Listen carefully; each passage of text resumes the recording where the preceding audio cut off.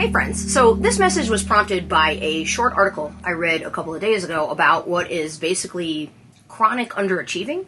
It was framed a little differently and called something else, like making effort is not cool anymore, or some other ridiculous notion. That same day I went to go get my haircut and I was having a conversation with my barber about that very same subject, but from a success perspective. So I thought that was a sign that this needed to be this week's message. So here we are. We're going to talk about intentions versus actions, which are, as you may know, two very different things. And we are talking about intentions in all aspects of the word, not just when it comes to achieving goals or getting things done, because they matter equally in all aspects of your life.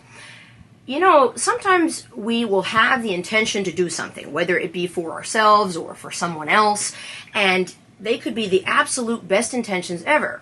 But when the time comes to act, to follow through with those intentions, we will fumble the ball, to put it simply. We will see that, well, maybe it entails more than we initially thought it would, or we lose the temporary excitement or motivation that we had in the beginning.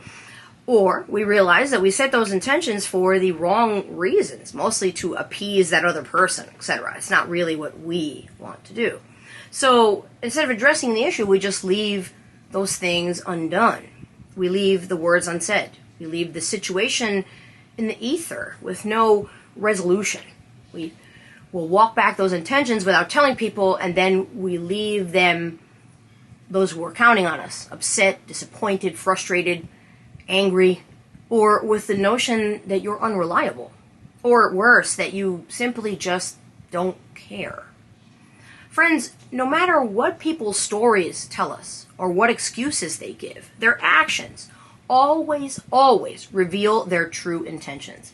So, simply put, you are not your best intentions. You are what you actually do.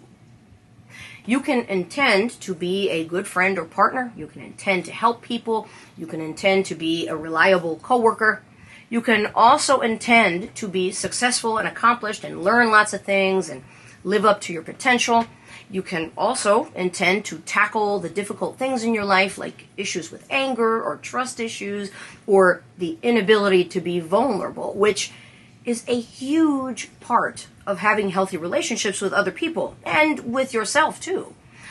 You can intend to break bad habits that are negatively impacting your relationships. You can intend to break unhealthy patterns.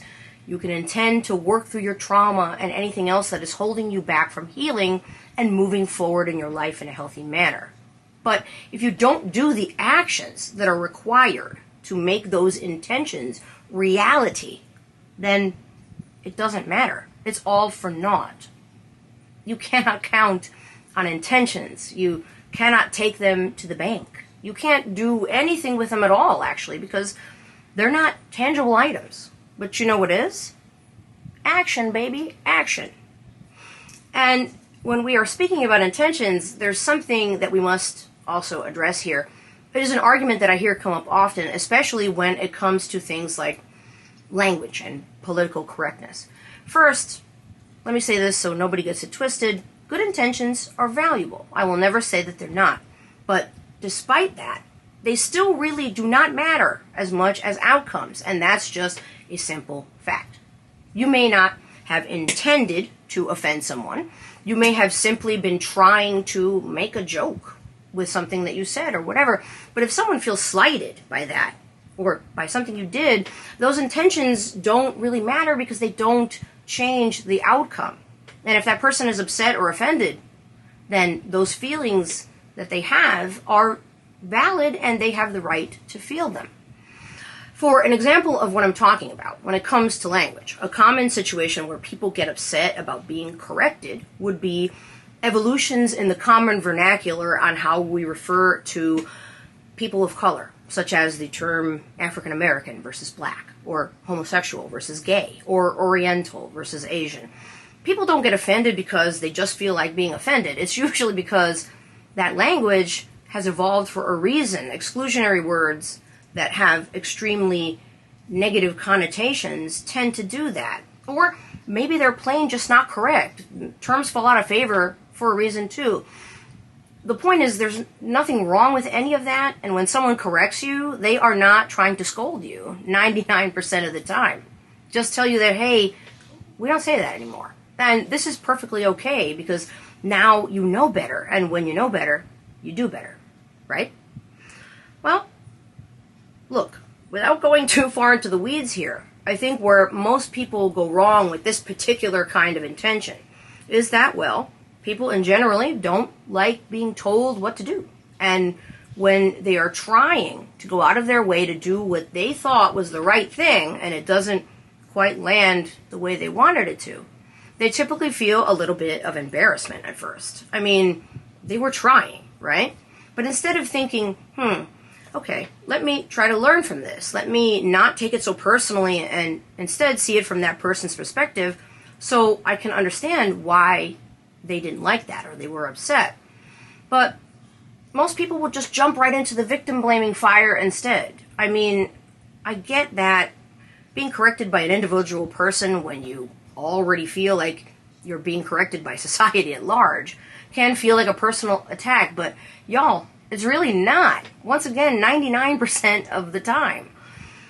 Here is where things like that victim blaming begin, and it all boils back down to this, the subject of the video, and that is that intentions do not ever matter as much as those actions or those outcomes. So, circling back to the intentions themselves as a whole, the idea that it's the thought that counts only really applies to gifts and not much else. It's super important to understand that outcomes happen externally. You may not have meant to, say, run over your neighbor's lawn flamingo, but you did. You can blame the flamingo all you want for being there. You can plant your heels firmly in your intentions that you didn't mean to hit it, but you still hit it. So the right thing to do now is to own it and choose to do whatever to correct it, maybe drive slower or pay more attention to your surroundings, and move on. Complaining about it or trying to discount the act doesn't change it. And honestly, it's not a good look anyway. That's just some real talk here. This, of course, applies to both situations that are kind of trivial, like that example I just gave, and things that are much more serious, such as making a homophobic joke in front of your gay friend, or a racist joke in front of your black friend. Focusing only on whatever the intentions were, without considering the impact of actions, is a slippery slope, and it only leads down negative paths. And it shows a blatant disregard of other people's feelings. This is also not a good look. And getting a laugh is never more important than hurting somebody that you care about's feelings. Just saying. So, what's the solution? Well, this one is actually twofold. First, the next time you get your panties or manties in a bunch because somebody got upset because of something that you said or did, don't put so much weight on intentions and try to use them as an excuse or explain away what happened. It happened. You can't change it. So take what you learned from it and move forward. It's so much easier to do better when you are armed with this information and that you take it to heart, too. And secondly, I did not save this one for number 2 because it's not important, believe me. Don't just talk about it. Be about it. What does that mean? Don't just say you're going to be there for someone. Simply be there. Don't just say you're going to work on your relationship with your partner. Do the work. Don't just say you're going to be a better friend to somebody. Actually be one. Don't just say you're going to help somebody. Actually help them. I don't think I need to give you much more in the example department for you to get this picture, because it's pretty self-explanatory, right? Because that's it. There's no trick, no shortcut, no class you have to take, no add-on to buy. Just make your actions match your intentions. Keep your promises. And if you can't, communicate why. Don't just leave people hanging. In other words, just be a person of your word. Or, as we used to say when we were kids, word is bond.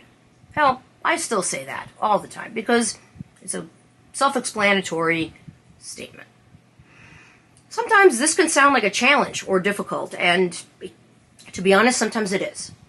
They don't say the road to hell is paved with good intentions for no reasons, after all. But there's good news. Being about it is a go-at-your-own-pace kind of thing. And you can start it right now with nothing more than this and this. Oh, and these. Even the smallest step in this particular lesson can be a huge leap forward towards having healthy relationships with others and with yourself.